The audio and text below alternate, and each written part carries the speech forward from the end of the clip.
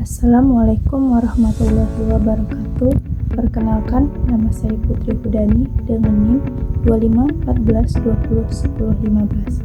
Baiklah, saya akan menjelaskan beberapa sistem dalam mata kuliah Ilmu Biomedik Dasar Keperawatan, yaitu yang pertama, sistem saraf. Sistem saraf adalah sekumpulan sel-sel saraf atau neuron-neuron yang berfungsi menyelenggarakan kerjasama yang rapih dalam organisasi dan koordinasi kegiatan tubuh. Sel-sel saraf ini merupakan sel-sel dengan proses percabangan yang panjang atau serabut saraf yang dapat mengirimkan impuls saraf. Pembagian sistem saraf. Sistem saraf dibagi menjadi dua. Yang pertama, sistem saraf pusat atau Central Nervous System yang disingkat CNS. Yang kedua, sistem saraf perifer atau Peripheral Nervous System yang disingkat PNS.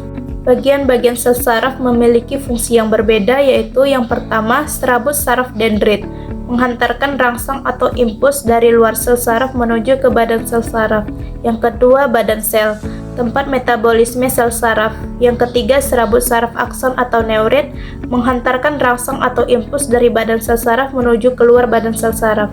Yang keempat, persambungan atau sinapsis, tempat pertemuan ujung akson sel saraf dengan ujung dendrit sel saraf lainnya, sehingga merupakan tempat perpindahan impuls menuju ke sel saraf lainnya. Sel saraf atau neuron pada manusia dibedakan menjadi 3 kelompok sel, yaitu yang pertama, sel saraf sensorik, sel saraf motorik, sel saraf penghubung atau konektor dan adjustor. Fungsi masing-masing sel saraf berbeda, yaitu yang pertama, sel saraf sensorik menghantarkan rangsangan atau impuls dari reseptor atau penerima rangsangan ke susunan saraf pusat. Yang kedua, sel saraf motorik menghantarkan impuls dari susunan saraf pusat ke organ efektor atau penerima perintah. Yang ketiga, sel saraf konektor menghubungkan antara sel saraf sensorik dan motorik. Sebaliknya dihubungkan oleh sel adjustor.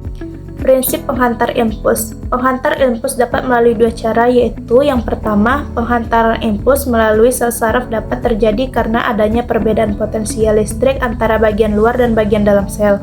Yang kedua, penghantaran impuls melalui sinapsis adalah titik temu antara terminal akson salah satu neuron dengan neuron lain.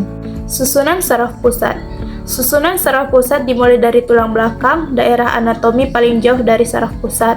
Informasi dikirim ke pusat melalui dorsal, baik yang berasal dari somatosensori maupun dari visceral.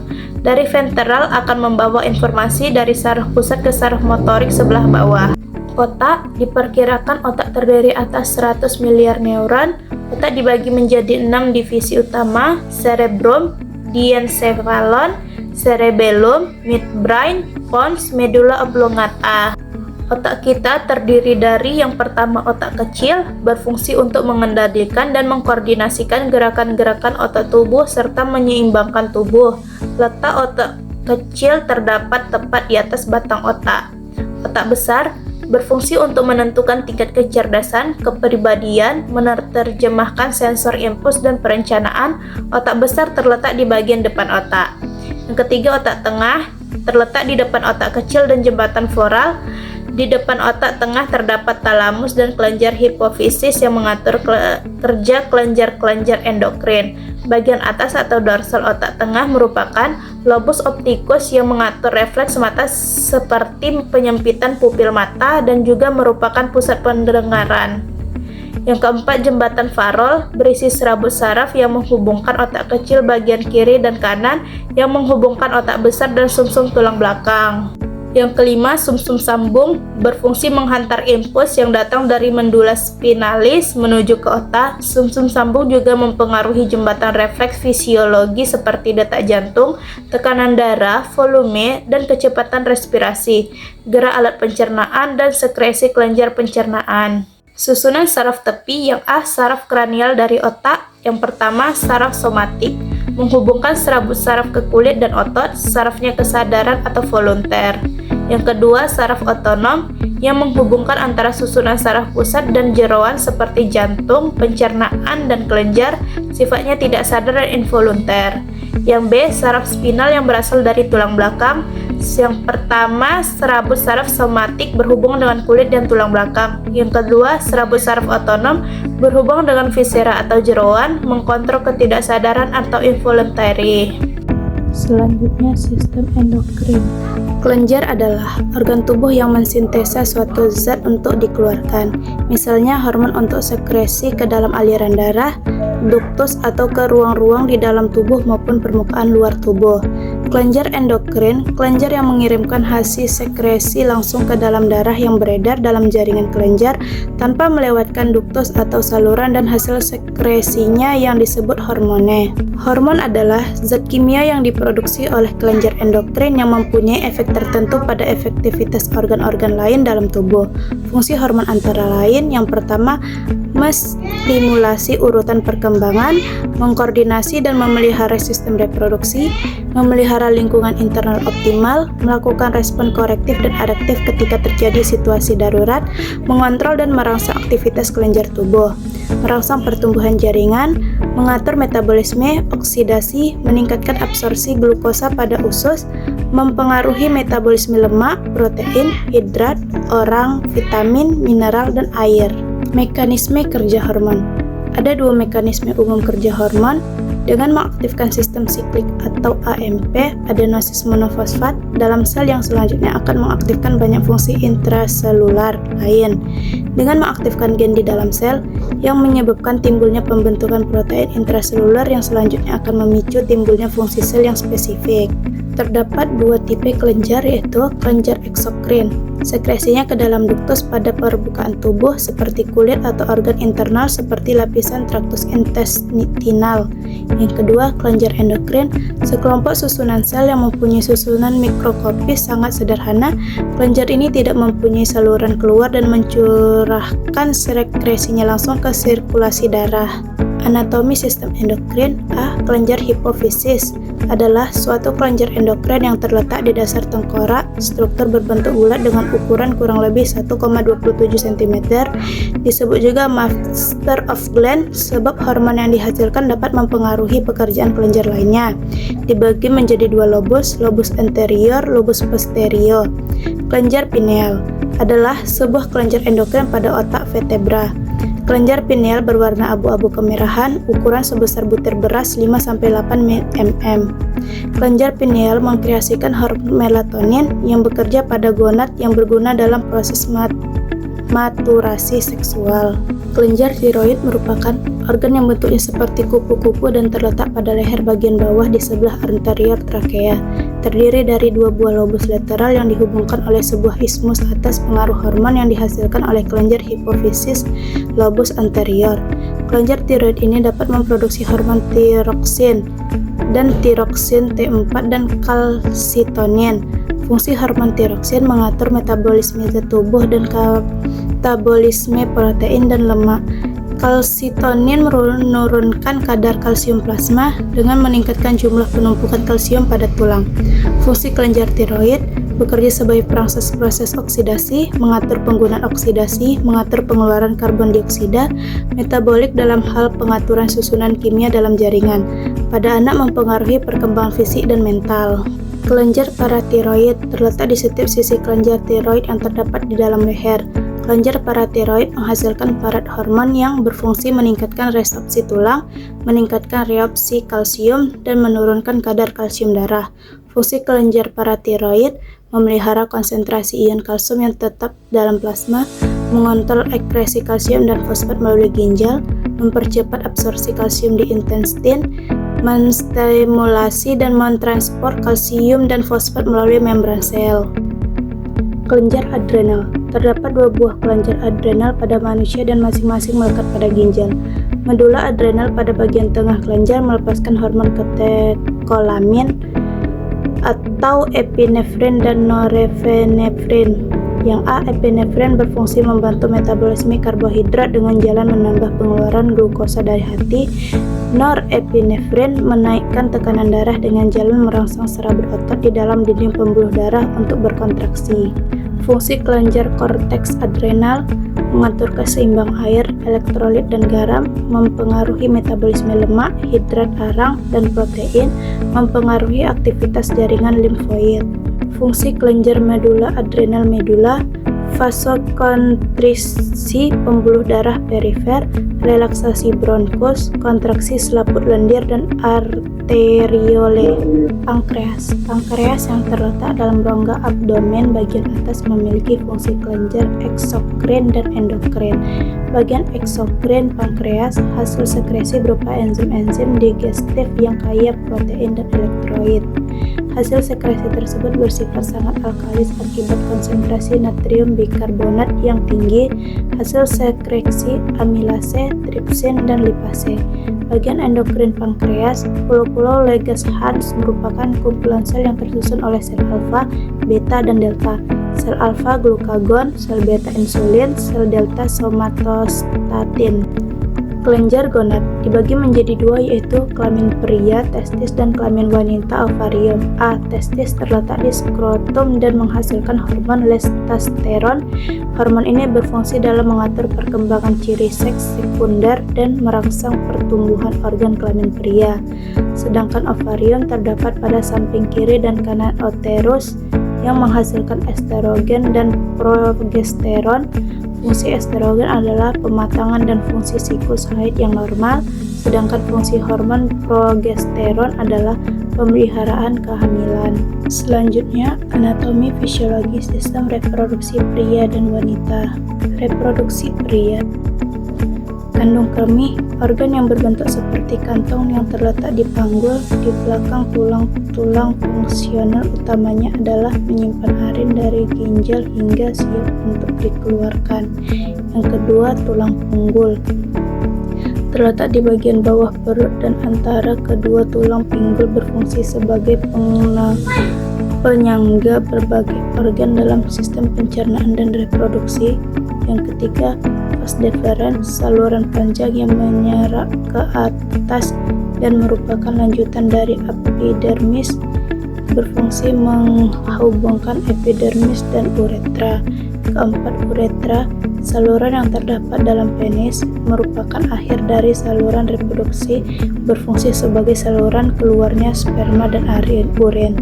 Yang kelima, penis, bagian luar organ reproduksi laki-laki yang berfungsi sebagai saluran kencing atau urin dan saluran sperma. Yang keenam, testis, bagian yang bentuknya bulat telur yang tersimpan dalam skrotum, berfungsi untuk memproduksi sperma dan hormon testosteron.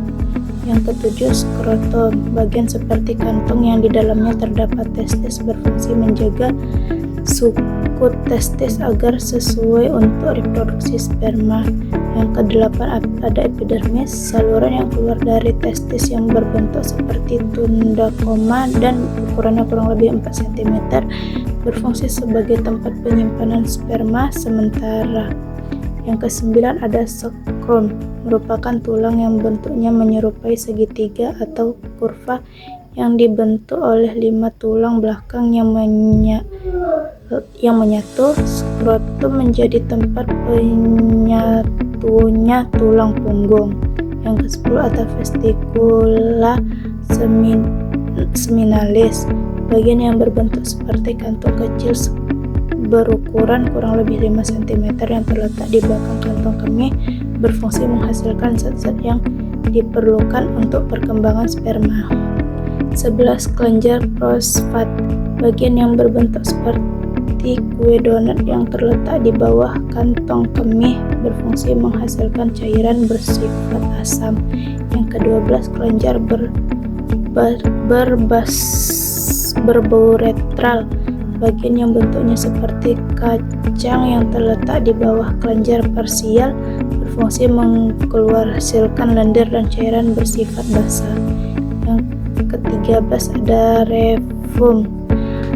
rektum, merupakan bagian dari usus besar yang berada di bagian akhir. Bagian sempit tersebut akan mengarah ke anus untuk saluran sisa makanan. Yang ke-14 ada tubulus seminiferus, bagian terbanyak yang terdapat pada testis.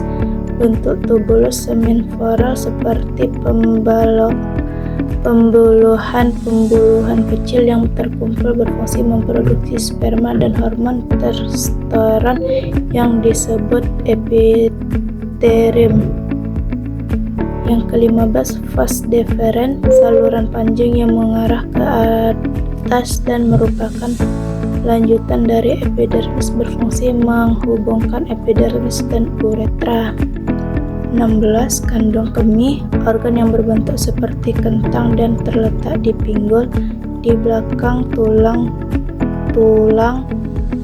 sebagai bagian dari sistem sekresi. Fungsi utamanya adalah menyimpan urin dari ginjal hingga siap untuk dikeluarkan. Ke-17. Irisan epidermis, organ reproduksi pria yang berfungsi dalam mematangkan sel sperma, bentuknya seperti tabung panjang dan melingkar yang terletak di dalam skrotum. Yang ke-18. Irisan testis, berfungsi untuk memproduksi sperma, hormon seks pria seperti testosteron. Ke-19. Ada uretra, saluran yang terdapat dalam penis, merupakan akhir dari saluran reproduksi, berfungsi sebagai saluran keluarnya sperma dan urin. Yang ke-20. Ada epididymis, organ reproduksi pria yang berfungsi dalam mematangkan sel sperma, bentuknya seperti tabung panjang dan melingkar yang terletak di dalam skrotum dan menempel pada bagian belakang testis pria. Ke-21. Ada testis, berfungsi untuk memproduksi sperma, hormon seks pria seperti testosteron. Ke-22. Ada penis, bagian luar organ reproduksi laki-laki yang berfungsi sebagai saluran kencing dan saluran sperma. Selanjutnya, reproduksi wanita. Yang pertama, mens pubis, bagian terluar dari organ reproduksi pada perempuan, berbentuk segitiga yang melindungi tulang kemaluan atau simfisis pubis. Terdapat jaringan lemak, jaringan kulit, jaringan ikat, kelenjar kerigul, dan akar rambut. 2. Lines of auditoris, bagian jalan kecil yang terletak antara pertemuan labia minora pada ujung atas klitoris, banyak mengandung pembuluh darah dan sel-sel. Fungsinya adalah memicu dan meningkatkan ketegangan seksual saat berhubungan intim. Apabila wanita dewasa terangsang secara seksual, maka klitoris akan membesar. Yang ketiga, repose of clitoris, sebuah lipatan kelit yang berada di sekitaran dan melindungi glans gloria tulang. Klitoris juga menutupi bagian luar dari klitoris sebagai bagian dari labis minora dan merupakan helmoga dari kulup pada genital laki-laki. Yang keempat, lubis minor, sebuah lipatan kulit yang membentuk fiha di bagian luar alat kelamin wanita. Bibir vagina memiliki dan bagian berbeda, yaitu labia menyerah yang lebih lebat serta labia minora yang lebih tipis dari labia kecil. Fungsinya untuk melindungi klitoris yang organ intimar vagina lainnya di benda-benda kecil yang biasa masuk. Yang kelima, hymenform, lipatan membran yang mendapatkan sebagian luar saluran reproduksi perempuan. Yang keenam, ada vagina entrance, bagian dari sistem reproduksi wanita. Vagina berfungsi sebagai saluran penghubung ke rahim dengan labia dan vulva sebagai jalan masuknya. Yang ketujuh, labia majero. Labia majera adalah dua lipatan kecil kulit, tidak memiliki jaringan lemak yang memanjang ke belakang di setiap sisi lubang ke dalam vagina. Kedelapan, urethral opening, bukaan pada uretra atau juga disebut meatus uretra. Organ ini adalah tempat bukaan daru uretra uretra yaitu bagian dari saluran kemih. Yang ke-9 vestibulum yaitu rongga kemaluan yang terletak di labia minora dan merupakan muara dari saluran uretra dan lubang misfi. Yang ke-10 ada anus, jalan pembuangan sisa makanan yang tidak terpakai oleh tubuh dan gas-gas yang berbau disebut tinja. Selanjutnya terdapat ovaries, ovidus, fallici atau corpus luteum, uterine well, endometrium, vagina, cervix, uterus. Ovaries, ovarium atau induk telur terletak di sebelah kiri dan kanan rahim. Bentuknya seperti buah kemari dengan panjang 3-5 cm, tebalnya 1 cm dan beratnya 15 gram. Fungsi ovarium adalah sebagai tempat pembentukan ovum atau sel telur dan menghasilkan estrogen dan progesteron. Yang kedua oviduct yaitu saluran yang menghubungkan ovarium atau sel telur menuju ke rahim sebagai tempat terjadinya fertilasi oleh sperma dan ovum, sebagai tempat pertumbuhan sementara sebelum akhirnya melekat pada endometrium atau lapisan pada rahim. Yang ketiga ala Felix merupakan kantung cairan yang berisi oosit untuk membentuk sebuah sel telur berfungsi untuk menghasilkan estrogen, suatu hormon yang diperlukan anak perkembangan sel telur. Yang keempat ada corpus luteum, merupakan sel yang memproduksi hormon progesteron dan sedikit estrogen. Fungsi bertugas untuk memproduksi hormon progesteron di masa awal kehamilan. Yang kelima uterus, yaitu organ paling penting dalam sistem reproduksi wanita. Rahim terhubung dengan leher rahim dan atau serviks yang tersambung dengan misfi dan tuba fallopi. Selama masa kehamilan, saluran proses perkembangan bayi terjadi di dalam rahim. Yang keenam urine well, fungsi untuk menerima sel telur yang dibuahi yang akan berubah menjadi janin dan menahannya selama perkembangan. Uterus juga mendukung janin selama masa kehamilan. Yang ketujuh endometrium, lapisan terdalam dari rahim di samping ita. Endometrium ini menjadi tempat menempelnya ovum yang telah dibuahi, merupakan salah satu organ vital dalam sistem reproduksi wanita yang berperan penting dalam siklus menstruasi dan masa kehamilan.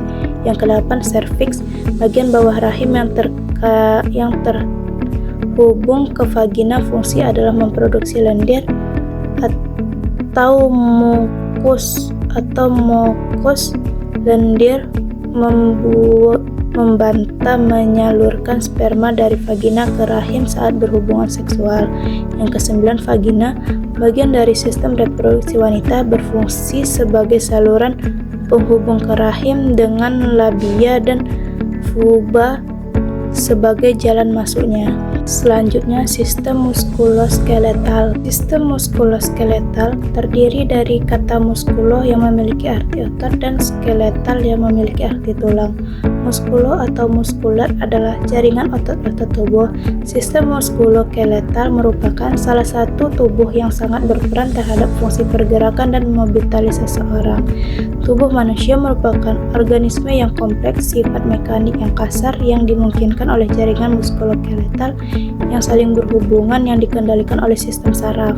Anatomi sistem muskuloskeletal terdapat tulang, sendi, otot, tulang rawan, ligamen, dan tendon. Tulang merupakan salah satu bagian utama dalam sistem muskuloskeletal yang berfungsi untuk menopang dan memberi bentuk tubuh, menunjang gerakan tubuh, melindungi organ-organ tubuh, serta menyimpan mineral kalsium dan fosfor. Orang dewasa umumnya memiliki sekitar 206 tulang. Tulang terdiri dari lapisan luar dan dalam. Lapisan luar tulang memiliki tekstur keras dan terbuat dari protein, kolagen, serta berbagai macam mineral, termasuk kalsium. Sementara itu, bagian dalam tulang memiliki tekstur yang lebih lembut dan berisi sumsum tulang, yaitu tempat diproduksinya sel darah merah, sel darah putih, dan trombosit atau keping darah. Sendi merupakan sambungan antara kedua tulang. Sendi ada yang bisa digerakkan, tetapi ada juga yang tidak. Sendi yang tidak bisa digerakkan contohnya adalah sendi yang terdapat di lempengan tengkorak. Sedangkan sendi yang bisa digerakkan meliputi sendi jari tangan dan kaki, siku, pergelangan tangan, bahu, rahang, panggul, lutut, dan pergelangan kaki. Otot. Ada 3 jenis otot yang merupakan bagian dari sistem muskuloskeletal, yaitu otot rangka, otot jantung, dan atau otot polos. Otot rangka adalah otot yang melekat pada tulang dan sendi. Otot ini bisa meregang dan berkontraksi saat tubuh bergerak, seperti saat berjalan, menggenggam benda, atau saat mengubah posisi tubuh, misalnya menekuk dan meluruskan lengan atau kaki. Sementara itu, otot polos adalah jenis otot yang dapat pada organ-organ tubuh, misalnya saluran cerna dan pembuluh darah. Aktivitas otot polos diatur oleh saraf otonom sehingga mereka dapat bekerja secara otomatis. Sama seperti otot polos, otot jantung juga bekerja secara otomatis dalam memompa darah ke saluran tubuh, tetapi struktur jaringan otot ini mirip dengan otot rangka. Di saluran pencernaan, otot polos bertugas untuk menggerakkan usus agar makanan dan minuman bisa dicerna, kemudian dibuang sebagai kotoran. Pada pembuluh darah, otot polos bertugas untuk mengatur aliran darah dengan cara melebarkan atas penyempitan pembuluh darah. Tulang rawan adalah sejenis jaringan ikat yang menutup sendi. Selain berada di antara sambungan tulang rawan juga ada di hidung, telinga, dan paru-paru.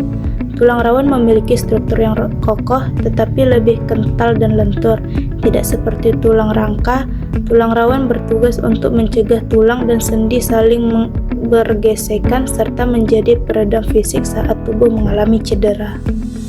Ligamen adalah jaringan ikat yang menghubungkan tulang dan sendi. Ligamen terdiri atas serat elastis yang tersusun dari protein. Jaringan ikat ini berfungsi untuk menopang sendi seperti lutut, pergelangan kaki, siku, dan bahu, serta memungkinkan pergerakan tubuh. Tendon adalah jaringan ikat tebal dan berserat yang berfungsi untuk menghubungkan otot ke tulang. Tendon terdapat di seluruh tubuh, mulai dari kepala, leher, hingga kaki. Ada banyak jenis tendon dan salah satunya adalah tendon Achilles, tendon terbesar di tubuh. Tendon ini menempelkan otot betis ke tulang tumit yang memungkinkan kaki serta tungkai untuk bergerak. Sementara itu, tendon rotator cuff di bahu berfungsi untuk menunjang gerakan bahu dan lengan. Gangguan pada sistem muskuloskeletal. Gangguan pada sistem muskuloskeletal bisa menimbulkan berbagai keluhan mulai dari nyeri otot atau sendi, terasa kaku, hingga sulit untuk bergerak. Ada banyak gangguan atau penyakit yang bisa terjadi pada sistem muskuloskeletal, di antaranya yang pertama cedera, misalnya patah tulang, dislokasi, cedera otot, dan kesleo. Yang kedua, kelainan bentuk tulang, misalnya akibat cedera, osteoporosis, penyakit degeneratif, kelainan genetik, dan tumor atau kanker. Selanjutnya ada osteomyelitis atau infeksi pada tulang dan jaringan di sekitarnya. Gangguan persendian seperti radang sendi, robekan ligamen, bursitis, dislokasi sendi, dan nyeri sendi. Gangguan pada sendi lutut meliputi cedera meniskus dan robekan pada ligamen lutut. Masalah pada otot, misalnya otot robek, atrofi otot, cedera hamstring, dan sarkopenia atau berkurangnya massa otot akibat penuaan. Selanjutnya penyakit autoimun, misalnya rheumatoid arthritis, vaskulitis, ankylosing spondylitis, dan lupus. Cara menjaga kesehatannya, lakukan olahraga secara rutin, misalnya dengan berjalan santai, berenang, latihan beban, yoga, atau pilates. Perbaiki postur tubuh, yaitu dengan membiasakan diri untuk duduk dan berdiri tegap. Jaga berat badan tetap ideal untuk mengurangi tekanan berlebihan pada tulang dan sendi. Konsumsi makanan bergizi seimbang, terutama makanan yang mengandung kalsium, protein, dan vitamin D untuk menjaga tulang tetap kuat. Berhenti merokok dan mengurangi konsumsi minuman beralkohol. Selain itu, Anda juga perlu rutin menjalankan pemeriksaan kesehatan ke dokter untuk memantau kondisi sistem muskuloskeletal. Pemeriksaan ini penting dilakukan terutama pada orang yang sudah berusia lanjut karena lebih berisiko mengalami masalah tulang seperti osteoporosis. Sistem muskuloskeletal memiliki peran yang sangat besar dalam gerak tubuh dan kemampuan untuk beraktivitas. Selain itu, terhambatnya gerakan dapat menyebabkan gangguan kesehatan tubuh secara umum. Oleh karena itu, jika Anda mengalami keluhan yang berkaitan dengan sistem muskuloskeletal seperti nyeri saat bergerak atau otot terasa kaku, segera periksa diri ke dokter. Selanjutnya, sistem integumen. Pengertian sistem integumen. Integumen berasal dari bahasa Latin, yaitu dari kata integumentum, yang berarti penutupan. Sistem integumen merupakan sistem organ yang membedakan, memisahkan, melindungi terhadap lingkungan sekitarnya, mencakup kulit, rambut, kuku, dan kelenjar keringat atau produknya, atau keringat atau lendir. Ayat Al-Quran yang berkaitan dengan sistem integumen yaitu Quran Surah Ar-Rum surah ke-30 ayat 22, yang artinya, dan di antara tanda-tanda kebesarannya ialah penciptaan langit dan bumi, perbedaan bahasamu dan warna kulitmu. Sungguh pada yang demikian itu benar-benar terdapat tanda-tanda bagian orang yang mengetahui. Kulit merupakan organ tubuh yang terletak paling luar dan membatasinya dari lingkungan.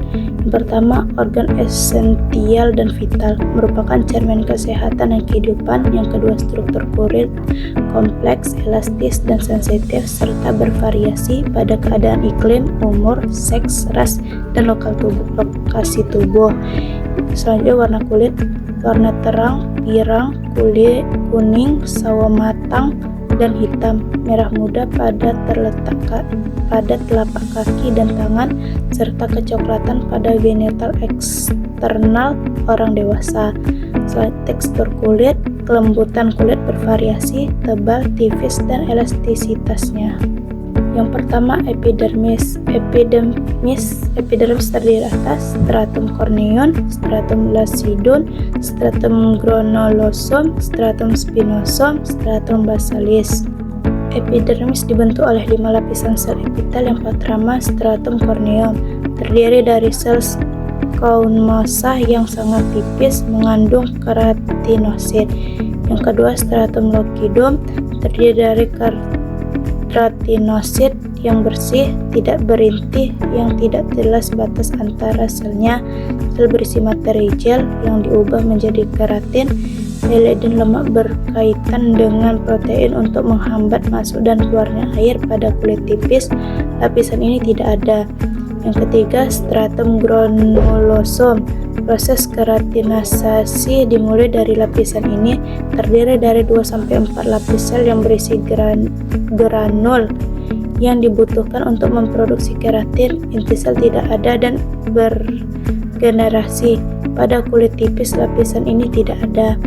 Yang keempat, stratum spinosum, terdiri dari 8-10 lapis sel yang berbentuk tidak teratur.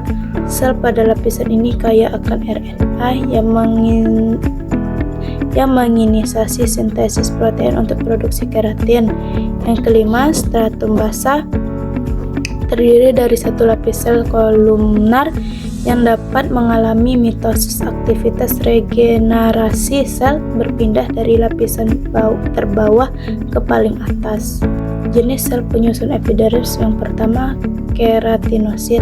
Sel epidermis yang sedang dalam pembentukan keratin paling banyak di epidermis. Sel Langerhans seperti makrofag yang berasal dari sumsum tulang, penting dalam pembentukan imunitas. Sel Grunstein berperan dalam penyajian antigen kepada sel T, berperan dalam sistem imunitas.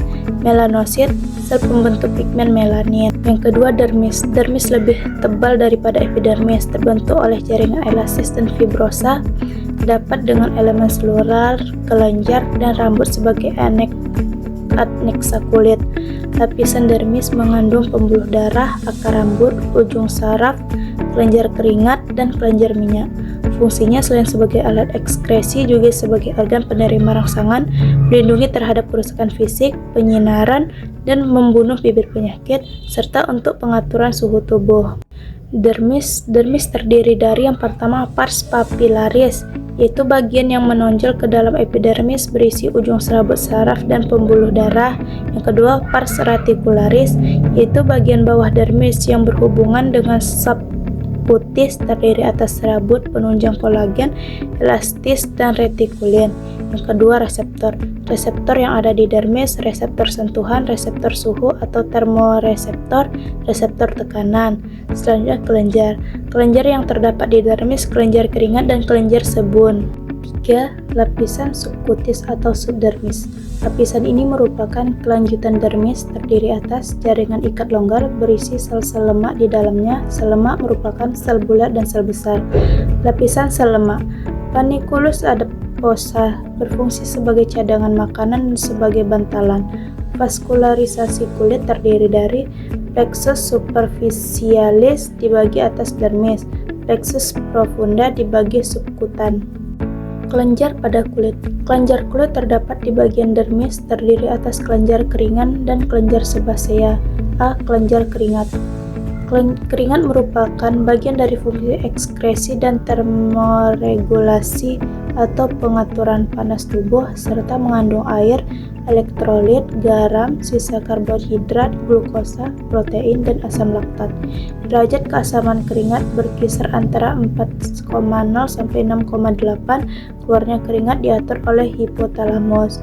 Kelenjar keringat atau glandula sudorifera ada 2. Kelenjar ekrin yang kecil-kecil terletak dangkal di dermis, sekret encer terdapat di seluruh permukaan atau telapak tangan, kaki, dahi, dan ketiak. Mekanisme diatur oleh syaraf kalinergik. Kelenjar epokrin yang lebih besar terletak lebih dalam, sekretnya lebih kental. Fungsi kelenjar ini belum jelas, dipengaruhi oleh syaraf adrenergik. Struktur kulit. Berdasarkan ketebalannya, kulit dibedakan menjadi 2, yaitu kulit tipis, kulit yang menutupi sebagian besar permukaan tubuh, kulit tebal, kulit yang menutupi telapak tangan dan kaki. Mekanisme termoregulasi. Pada suhu lingkungan tinggi, kelenjar keringat menjadi aktif dan pembuluh kapiler di kulit melebar. Melebarnya pembuluh kapiler akan memudahkan proses pembuangan air dan sisa metabolisme. Aktifnya kelenjar keringat mengakibatkan keluarnya keringat ke permukaan kulit dan cara penguapan. Penguapan mengakibatkan suhu di permukaan kulit turun sehingga kita tidak merasakan panas lagi. Sebaliknya, saat suhu lingkungan rendah, kelenjar keringat tidak aktif dan pembuluh kapiler di kulit menyempit. Pada keadaan ini, darah tidak membuang sisa metabolisme dan air. Akibatnya, penguapan sangat berkurang sehingga suhu tubuh tetap dan tubuh tidak mengalami kedinginan. B. Kelenjar palit atau glandula sebasea terletak di seluruh permukaan kulit manusia kecuali telapak tangan dan kaki. Disebut juga kelenjar holokrin karena tidak berlumen dan sekret kelenjar berasal dari dekomposisi sel. Terletak di samping akar rambut dan bermuara pada lumen akar rambut atau folikel rambut. Sabum sekret terdiri atas triglycerida, sekualen, wax ester, kolesterol, dan asam lemak bebas. Sekresi dipengaruhi oleh berbagai faktor dan hormon androgen. C. Kelenjar ceruminose terdapat pada telinga luar, di mana kelenjar keringat berubah menjadi kelenjar ceruminose, bekerja sama dengan kelenjar sebasea atau lemak untuk menghasilkan serumen atau kotoran telinga. Selanjutnya, warna kulit. Penentuan dasar warna kulit, kuantitas melanin yang tersimpan di dalam sel epidermis. Melanoid memproduksi pigmen terbesar di stratum basale epidermis. Melanosit mengubah asam amino tirosin menjadi pigmen melanin coklat kehitaman yang diatur oleh enzim tirosinase. Konversi tirosin menjadi pigmen tergantung pada gen atau keturunan, paparan cahaya mati, dan hormon ACTH. Pada keadaan tertentu yang bersifat sementara, warna kulit berubah oleh perubahan volume darah yang melalui kapiler kulit dan jumlah hemoglobin yang teroksigenerasi. Kuku adalah bagian terminal lapisan tanduk atau stratum corneum yang menebal bagian kuku. Akar kuku atau nail root, badan kuku atau nail plate, bagian kuku yang terletak di atas jaringan lunak ujung jari dan menonjol ke depan jari atau kuku bebas. Nail wall, kulit di atas akar kuku agak menonjol. Nail groove, alur kuku yang terdapat di sisi badan kuku. Eponychium, stratum corneum yang menutupi dinding kuku melebar ke atas bagian badan kuku yang sering terlihat agak putih. Hyponychium, stratum corneum di bawah ujung kuku bebas dan menutupi bagian ujung jari. Bagian proksimal kuku, bagian ke arah akar kuku. Bagian distal, bagian ke arah ujung kuku bebas. Selanjutnya rambut. Rambut yang terdiri atas akar rambut, bagian yang terbenam, batang rambut, bagian yang di luar kulit. Tipe rambut lanugo yang halus, tidak mengandung banyak pigmen pada bayi. Rambut terminal yang kasar, banyak pigmen, mempunyai medula pada orang dewasa. Letak rambut, kelopak mata, ketiak, kemaluan, kumis, dan jangkauan pertumbuhannya dipengaruhi oleh hormon androgen atau seks. Rambut halus yang terdapat di badan, dahi, dan leher disebut rambut velus. Pertumbuhan rambut fase anagen atau pertumbuhan 0,35 mm sehari selama 2-6 tahun. Fase telogen atau istirahat, pertumbuhan terhenti selama beberapa bulan.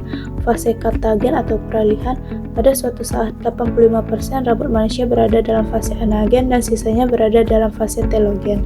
Otot penegak rambut, suatu otot penegak musculus erector pili yang menghubungkan akar rambut dengan papilla dermis akan berkontraksi saat kedinginan atau merasa takut. Fisiologi kulit, fungsi proteksi sinar UV diatasi oleh sel melanin, proses kartinanisasi yaitu sawar, mekanisme sel tanduk melepaskan diri secara teratur dan diganti oleh sel muda di bawahnya dan lain-lain. Fungsi melanogenesis, jumlah melanosit, jumlah dan ukuran melanin menentukan warna kulit. Fungsi absorpsi, kulit yang sehat tidak mudah menyerap air, larutan maupun benda padat dan lain-lain. Fungsi termoregulasi, dengan cara mengeluarkan keringat dan mengerutkan otot dinding pembuluh darah kulit. Fungsi ekskresi, kelenjar-kelenjar pada kulit mengeluarkan zat-zat yang tidak berguna atau sisa metabolisme dalam tubuh. Fungsi sensori, kulit mengandung ujung-ujung saraf sensorik di dermis dan subkutis. Fungsi keratinisasi, proses keratinisasi sel dari sel basal sampai sel tanduk berlangsung selama 14-21 hari, berfungsi untuk rehabilitasi kulit agar selalu dapat melaksanakan fungsinya secara baik. Fungsi produksi vitamin D, vitamin D dibentuk dari 7-dihidroksi kolesterol dengan bantuan matahari. Fungsi ekspresi emosi,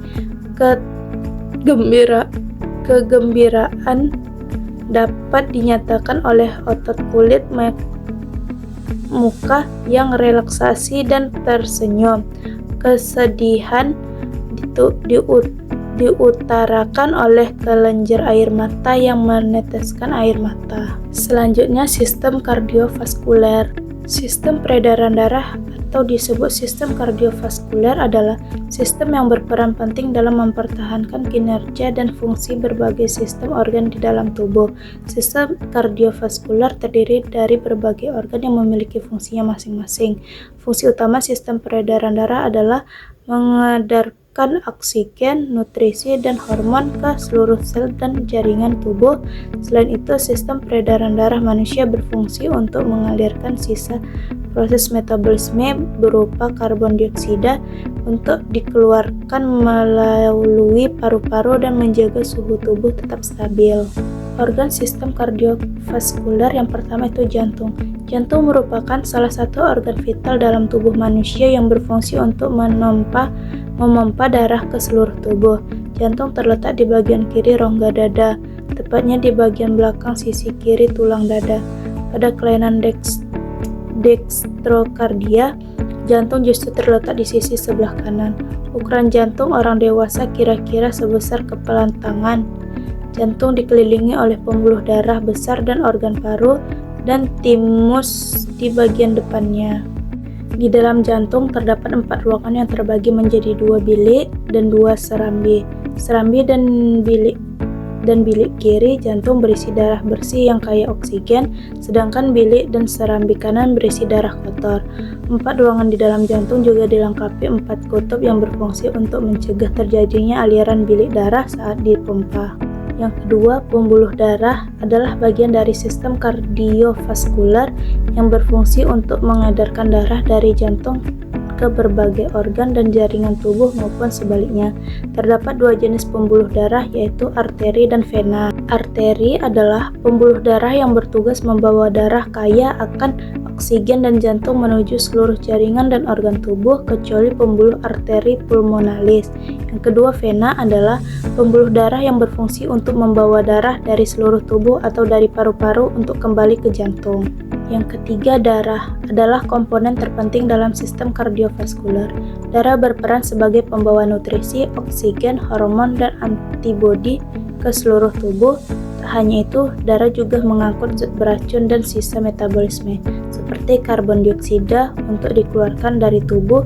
Darah manusia terdiri atas beberapa bagian, yaitu plasma darah, merupakan cairan berwarna kekuningan yang mengandung berbagai zat penting seperti antibodi, hormon, dan protein. Sel darah merah atau eritrosit bertindak sebagai pembawa oksigen dan karbon dioksida. Sel darah putih atau leukosit merupakan komponen utama dari sistem kekebalan tubuh.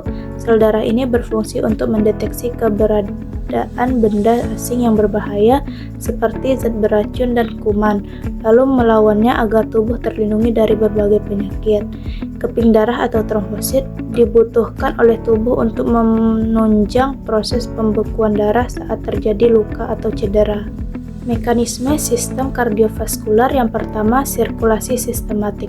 Sirkulasi sistematik merupakan sirkulasi darah yang mengalir seluruh tubuh. Sirkulasi ini berlangsung ketika darah bersih yang mengandung oksigen mengisi serambi kiri jantung melalui vena pulmonalis setelah melepaskan karbon dioksida di paru-paru. Darah yang sudah berada di serambi kiri kemudian diteruskan ke bilik kiri jantung untuk disalurkan ke seluruh tubuh melalui pembuluh darah utama atau aorta. Setelah itu, darah yang dipompa melewati aorta akan terus mengalir hingga ke bagian paling ujung di seluruh area tubuh. Darah lalu akan kembali menuju serambi kanan jantung untuk mengalami proses pembersihan darah. Yang kedua, sirkulasi pulmonal. Sirkulasi pulmonal atau sirkulasi paru merupakan sirkulasi darah dari jantung menuju paru-paru dan sebaliknya. Sirkulasi ini berlangsung saat darah yang mengandung karbon dioksida dari sisa metabolisme tubuh kembali ke jantung melalui pembuluhan vena besar. Selanjutnya, darah tersebut akan masuk ke serambi kanan dan diteruskan ke bilik kanan jantung. Setelah itu, darah akan dialirkan ke paru-paru melalui arteri pulmonalis untuk ditukar dengan darah kaya oksigen. Darah yang kaya oksigen tersebut akan kembali ke serambi kiri jantung untuk diedarkan ke seluruh tubuh. Yang ketiga, sirkulasi koroner. Sama seperti organ tubuh lain, jantung juga membutuhkan asupan oksigen dan nutrisi agar dapat menjalankan fungsinya dengan baik. Darah yang membawa nutrisi dan oksigen ke otot-otot jantung akan dialirkan melalui pembuluh arteri koroner. Ketika pembuluh darah jantung tersumbat, aliran darah di jantung akan mengalami gangguan.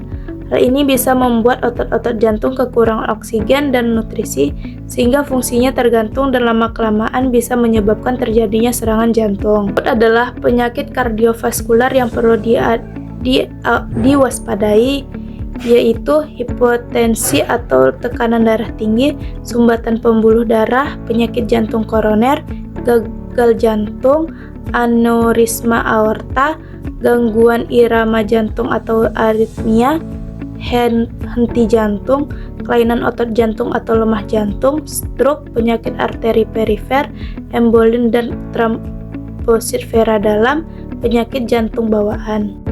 Selanjutnya, sistem respirasi. Sistem respirasi merupakan suatu sistem yang memiliki fungsi utama, yaitu untuk melakukan respirasi, di mana respirasi merupakan proses menghirup oksigen dan mengeluarkan karbon dioksida. Organ-organ sistem respirasi yaitu rongga hidung, faring atau tenggorokan, laring atau pangkal tenggorokan, trakea, bronkus, dan paru-paru. Hidung, masuknya udara ke dalam tubuh melalui dari hidung. Hidung merupakan organ yang pertama dalam sistem respirasi yang terdiri dari bagian eksternal atau luar dan bagian internal atau dalam. Faring. Faring atau tenggorokan merupakan suatu saluran berbentuk seperti corong dengan panjang sekitar 13 cm. Dini faring ini disusun oleh otot-otot rangka dan dibatasi oleh membran mukosa. Otot rangka yang rileks membuat faring dalam posisi tetap, sedangkan apabila otot rangka kontraksi maka sedang terjadi proses menelan. Selanjutnya laring. Laring tersusun atas 9 bagian jaringan, 3 bagian tunggal dan 3 bagian berpasangan. 3 bagian yang berpasangan antara lain cartilago arytenoid, cuneiform, dan carniculat. Artenol adalah bagian yang paling signifikan di mana jaringan ini mempengaruhi pergerakan membran mukosa atau lipatan vokal sebenarnya untuk menghasilkan suara. 3 bagian lain yang merupakan bagian tunggal adalah tiroid, epiglotis, dan krikoid. Tiroid dan krikoid keduanya berfungsi melindungi pita suara. Epiglotis melindungi saluran udara dan mengalihkan makanan dan minuman agar melewati esop hangus. Trakea atau batang tenggorokan. Trakea menghubungkan laring dengan bronkus dan menjadi jalan bagi udara dari leher ke bagian dada. Bentuknya seperti pipa, fungsi utamanya sebagai jalur udara untuk masuk dan keluar dari paru-paru. Organ ini tersusun atas cincin tulang rawan dan terdapat di depan kerongkongan. Selanjutnya bronkus. Bronkus merupakan percabangan dari trakea. Organ ini memiliki 2 percabangan menuju paru-paru kanan dan kiri. Setelah melewati bronkus, percabangan akan diteruskan oleh bronkiolus dan berakhir di alveolus, dan bronkiolus dan berakhir di alveolus atau gelembung udara. Selanjutnya paru-paru. Paru-paru merupakan organ vital pernapasan yang dibungkus oleh lapisan bernama pleura. Letaknya berada di rongga dada di atas diafragma. Bentuknya mirip seperti spons dan terdiri dari 2 bagian, yaitu kiri dan kanan. Paru-paru kiri hanya memiliki 2 segmen, sementara paru-paru kanan mempunyai 3 segmen. Selanjutnya hematologi. Pengertian hematologi. Hematologi merupakan salah satu studi kesehatan yang khusus mempelajari mengenai darah beserta gangguannya. Pengertian darah. Darah adalah jaringan tubuh yang berbeda dengan jaringan tubuh lainnya, berada dalam konsistensi cair, beredar dalam suatu sistem tertutup, dinamakan sebagai pembuluh darah, dan menjalankan fungsi transport berbagai bahan serta fungsi homeostatis. Darah merupakan gabungan dari cairan, sel-sel, dan partikel yang menyerap sel, yang mengalir dalam arteri, kapiler, dan vena yang mengirimkan oksigen dan zat-zat gizi ke jaringan dan membawa karbon dioksida dan hasil limbah lainnya. Komponen darah. Lebih dari separuh bagian dari darah merupakan cairan plasma yang sebagian besar mengandung garam yang terlarut dari protein. Protein utama dalam plasma adalah albumin. Protein lainnya adalah antibodi, immunoglobulin, dan protein pembekuan. Plasma juga mengandung hormon-hormon, elektrolit lemak, gula, mineral, dan vitamin. Sifat darah. Sifat utama dari darah yakni berwarna merah dan kental yang membedakan darah dari cairan tubuh yang lain. Kekentalan ini disebabkan oleh banyaknya senyawa dengan berbagai macam berat molekul, dan yang kecil sampai yang besar seperti protein yang terlarut dalam darah. Warna merah yang memberi ciri yang sangat khas bagi darah disebabkan oleh adanya senyawa yang berwarna merah dalam sel-sel darah merah yang tersubstansi dalam darah. Fungsi darah yang pertama, respirasi, transfer oksigen dari paru-paru ke jaringan dan CO2 dan jaringan ke paru-paru. Nutrisi, transport zat-zat makanan yang diabsorpsi. Ekskresi, transport sisa metabolisme ke ginjal, paru-paru, kulit, dan usus untuk dibuang. Pemeliharaan keseimbangan asam basa di dalam tubuh. Macam-macam sel darah merah, eritrosit, sel darah putih, leukosit, keping darah atau trombosit. Fungsi sel darah merah yang pertama, respirasi, transfer oksigen dari paru-paru ke jaringan, dari CO2 dari jaring-jaring ke paru-paru. Nutrisi, transport zat makanan yang diabsorpsi. Ekskresi, transport sisa metabolisme ke ginjal, paru-paru, kulit, dan usus untuk dibuang. Pemeliharaan keseimbangan asam basa di dalam tubuh. Pengaturan keseimbangan air melalui efek darah terhadap pertukaran air antara cairan yang beredar dan cairan jaringan. Pengatur suhu tubuh dengan menyebabkan panas tubuh. Pertahankan terhadap infeksi oleh sel darah putih dari antibodi yang beredar. Proses terbentuknya sel darah merah. Sel darah merah terbentuk dalam sumsum merah tulang pipih. Umur sel darah merah kurang lebih 120 hari. Setelah itu sel darah merah yang tua akan dibongkar di hati dan limpa demoglobin diubah menjadi zat warna empedu atau bilirubin dan ditampung dalam kantong empedu. Bilirubin berfungsi memberi warna pada feses. Zat besi yang terdapat pada hemoglobin dilepaskan dan digunakan untuk membentuk sel darah merah yang baru sehingga nantinya sel darah merah tersebut akan diedarkan ke seluruh tubuh. Definisi sel darah putih. Sel darah putih mempunyai nukleus dengan bentuk yang bervariasi. Sel darah putih mekanisme pertahanan tubuh terhadap infeksi luar. Sel darah putih adalah sel yang terdapat di dalam darah yang berperan dalam penyusunan benda yang selalu dipandang mendatangkan bahaya bagi kelangsungan individu. Fungsi sel darah putih melawan infeksi. Sel darah putih berperan dalam melawan bakteri-bakteri, virus, dan patogen lainnya. Respon imun mereka berpartisipasi dalam respon imun adaptif dengan mengingatkan patogen yang pernah dihadapi sehingga tubuh dapat merespon lebih cepat jika terpapar lagi. Menghancurkan sel tumor. Beberapa tipe sel darah pun seperti sel T dapat mengenali dan menghancurkan sel-sel kanker. Macam-macam sel darah putih. Yang pertama, neutrofil. Sel paling banyak dalam darah, berfungsi melawan infeksi bakteri dan jamur. Yang kedua, limfosit, terdiri dari sel T dan sel B, berperan dalam respon imun adaptif. Sel T membantu menghancurkan sel terinfeksi, sedangkan sel B memproduksi artoid. Yang ketiga, monosit, terlibat dalam melawan infeksi parasit dan berperan dalam reaksi alergi. Selanjutnya ada basotil, terlibat dalam reaksi alergi dan peradangan melepaskan histamin dan zat lain. Selanjutnya eosinofil, sel darah putih yang berperan penting dalam sistem kekebalan tubuh dalam melawan infeksi, parasit, dan reaksi alergi. Selanjutnya trombosit. Trombosit atau platelet adalah sel darah kecil yang berperan penting dalam proses pembekuan darah. Trombosit membantu menghentikan pendarahan dengan menempelkan pada dinding pembuluh darah yang rusak dan membentuk sumbatan. Trombosit diproduksi di sumsum tulang yang memiliki masa hidup yang lebih singkat, sekitar 7 hingga 10 hari dalam sirkulasi. Salah perannya dalam trombosit. Trombosit juga terlibat dalam proses inflamasi dan penyembuhan luka.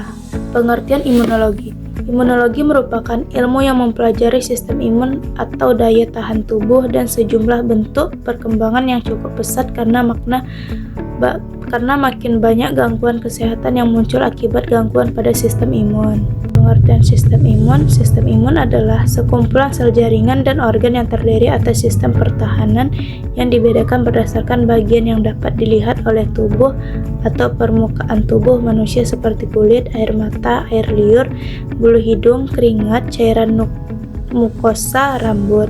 Fungsi dari sistem imun adalah suatu sistem terpenting yang terus-menerus melakukan tugas dan kegiatan dan tidak pernah melalaikan tugasnya dalam menjaga kekebalan tubuh.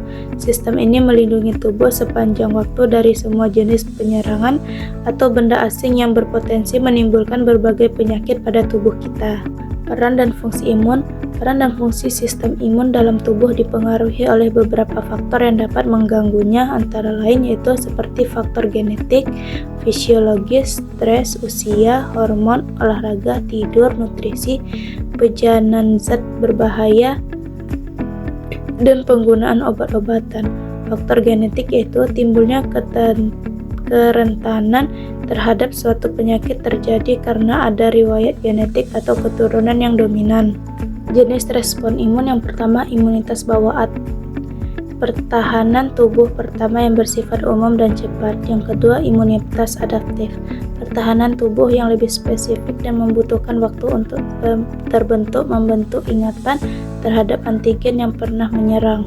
Fungsi respon imun yang pertama, pertahanan. Sistem imun melakukan fungsi pertahanan terhadap antigen seperti invasi mikroorganisme dan parasit dari luar. Yang kedua, homeostasis. Dalam melakukan fungsi ini terjadi proses degradasi dan katabolisme untuk membersihkan tubuh dari unsur seluler yang rusak. Yang ketiga, perawatan. Merupakan pantauan atau mengenal perkembangan sel abnormal karena mutasi. Perubahan ini dapat terjadi secara spontan atau karena induksi zat kimia tertentu. Proses radiasi atau infeksi virus, fungsi penjagaan dalam sistem imun dan memantau perubahan dan membuang konfigurasi sel abnormal. Gangguan pada sistem imun. Yang pertama, autoimunitas. Sistem imun menyerang sel-sel tubuh sendiri. Yang kedua, alergen. Reaksi berlebihan terhadap antigen yang sebenarnya tidak berbahaya. Yang ketiga, imunodefisiensi. Sistem imun melemah sehingga tubuh mudah terinfeksi. Selanjutnya, sistem pencernaan manusia. Pengertian sistem pencernaan. Sistem pencernaan adalah kumpulan organ dan juga struktur yang bekerja bersama untuk memproses makanan, menyerap nutrisi, serta mengeluarkan zat sisa dari tubuh. Proses ini dimulai dari mulut, di mana makanan dikunyah dan bercampur dengan enzim dalam air liur, lalu berlanjut ke kerongkongan, lambung, usus halus, serta juga usus besar. Pengertian mulut. Mulut adalah bagian awal dari saluran pencernaan pada manusia dan hewan yang berfungsi untuk mengunyah makanan, berbicara, serta juga sebagai tempat masuknya udara saat bernapas. Fungsi gigi, struktur keras dalam mulut yang digunakan untuk memotong, mencabik, dan mengunyah makanan. Fungsi lidah, organ otot yang fleksibel, berperan dalam mengucap rasa, membantu mengunyah dan menelan makanan. Itu kerongkongan. Pengertian kerongkongan. Kerongkongan adalah sebuah bagian dari saluran pencernaan yang berbentuk tabung panjang dan berfungsi sebagai penghubung antara organ faring dengan lambung. Fungsi lapisan ototnya terdiri dari otot rangka di bagian atas dan otot polus di bawah untuk mendukung gerakan peristaltik. Fungsi mukosanya, sebuah lapisan paling dalam yang melindungi dinding dari sebuah gesekan dari makanan. Selanjutnya, pengertian usus halus. Usus halus adalah bagian dari sistem pencernaan manusia yang berupa saluran panjang berbentuk tabung yang terletak di antara lambung dan usus besar. Usus ini berfungsi untuk mencerna makanan. Fungsi duodenum. Duodenum berfungsi untuk melanjutkan pencernaan makanan, khususnya untuk mencerna kimiawi. Fungsi jejunum. Fungsi jejunum adalah untuk menyerap sebagian besar nutrisi dari makanan yang sudah dicerna. Selanjutnya, usus besar. Pengertian usus besar.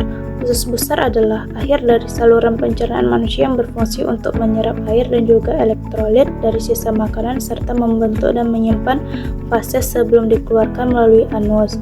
Fungsi kolon. Kolon berfungsi untuk menyerap air dan garam dari sisa makanan serta membantu membentuk fases. Fungsi rektum. Rektum berfungsi sebagai tempat penyimpanan sementara fases sebelum dikeluarkan melalui anus. Lambung. Pengertian lambung. Lambung adalah organ berbentuk kantung yang merupakan bagian dari sistem pencernaan manusia. Lambung berfungsi sebagai tempat mencerna makanan secara mekanik dan juga secara kimiawi. Fungsi fundusnya. Fundus berfungsi sebagai tempat penyimpanan udara atau juga gas yang tertelan bersama makanan. Fungsi pilorusnya.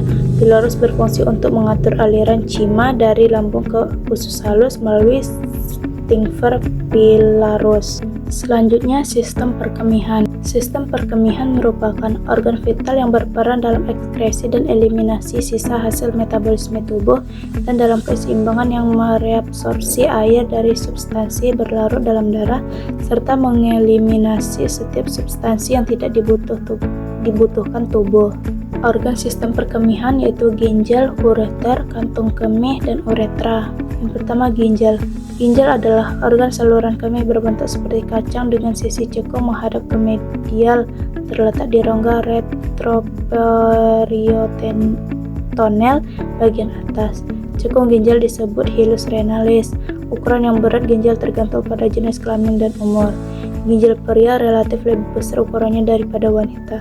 Ukuran ginjal orang dewasa sekitar panjangnya 11,5 cm, lebarnya 6 cm, dan tebalnya 3,5 cm, dengan berat antara 120 sampai 170 gram, atau sekitar 0,4% dari berat badan.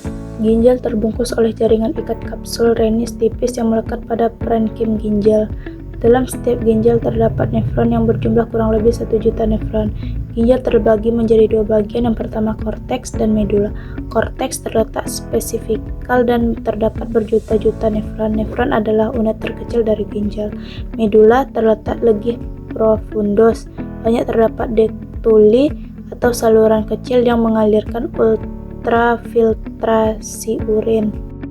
Ginjal mempertahankan homeostasis, stabilitas volume, komposisi elektrolit, dan osmolaritas atau konsentrasi zat terlarut Cs sehingga komposisi urin dapat bervariasi. Darah yang dialirkan ke setiap ginjal melalui arteria renalis dan keluar dari ginjal melalui vena renalis. Darah yang melewati ginjal sekitar 1,2 sampai 1,7 liter per menit. Fungsi ginjal yaitu mengatur volume air tubuh. Ketika tubuh mengalami kelebihan cairan, maka ginjal akan mengekskresi cairan. Pada kondisi kekurangan cairan, membuat ginjal berusaha mempertahankan jumlah air sehingga konsentrasi air lebih pekat. Yang kedua, mengatur keseimbangan osmotik dan ion. Fungsi ini terjadi dalam plasma bila terdapat pemasukan dan pengeluaran ion yang abnormal. Yang ketiga, mengatur keseimbangan asam basa. Ginjal akan mengreaksikan urin sesuai perubahan pH darah. pH urin bervariasi antara 4,8 sampai 7,5.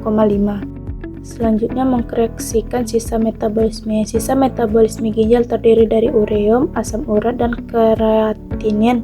Bahan-bahan yang diekskresi ginjal antara lain zat toksik, obat-obatan, hasil metabolisme Hb, dan bahan kimia asing. Yang kelima, produksi hormonal eritropoietin. Ginjal membantu proses pembentukan sel darah merah. Produksi hormon yang mengontrol tekanan darah. Ginjal mengsekresi hormon renin dalam mengatur tekanan darah. Selanjutnya, ureter. Ureter adalah organ yang berbentuk tabung kecil yang berfungsi mengalirkan urin dari phloem ginjal ke kandung kemih. Setiap ureter pada orang dewasa memiliki panjang kurang lebih 20-30 cm dengan diameter 1,7 cm. Ureter terletak di sekitar organ-organ di perut dan pinggul. Hal ini membuat organ ini mudah terkena dampak gangguan organ lainnya seperti radang, infeksi, dan sumbatan. Ureter dibagi menjadi dua bagian, yaitu ureter pars abdominalis berada di pelvis renal sampai menyilang di fasa iliaca. Yang kedua, ureter pars pelvica berada mulai dari persilangan fasa ilaica sampai masuk kandung kemih. Selanjutnya, kandung kemih. Kandung kemih atau vesika urinaria atau bladder adalah Organ berongga untuk menampung urin terletak di sebelah anterior tepat di belakang os pubis yang dapat dipalpasi dan perkusi saat pemeriksaan fisik. Kandung kemih terdiri dari 3 lapisan otot polos yang berfungsi mengosongkan kandung kemih saat urinasi atau proses buang air kecil. Dinding kandung kemih terdapat 2 bagian besar, yaitu badan atau korpus berbentuk ruangan yang berdinding otot, terus leher atau kolom berbentuk corong. Dalam kondisi penuh, bentuknya seperti telur atau ovoid, dan apabila kosong seperti limas. Apeks atau puncak vesika urinaria terletak di belakang siphsis pubis. Selanjutnya, uretra. Uretra merupakan tabung yang menyalurkan urin keluar dari kandung kemih. Ada 2 stringer uretra, yaitu sphincter externa ada di batas uretra anterior dan posterior yang terdiri dari otot polos dan diatur saraf simpatetik. Sphincter interna terdiri atas otot berbasis yang diatur sistem saraf somatik. Selanjutnya, konsep berkemih. Untuk pertama, urin, yang kedua, karakteristik urin, yang ketiga, pembentukan urin, yang keempat, proses berkemih. Baiklah, hanya sekian yang dapat saya sampaikan. Kurang dan lebih saya mohon maaf. Wabillahi taufiq wal hidayah. Wassalamualaikum warahmatullahi wabarakatuh.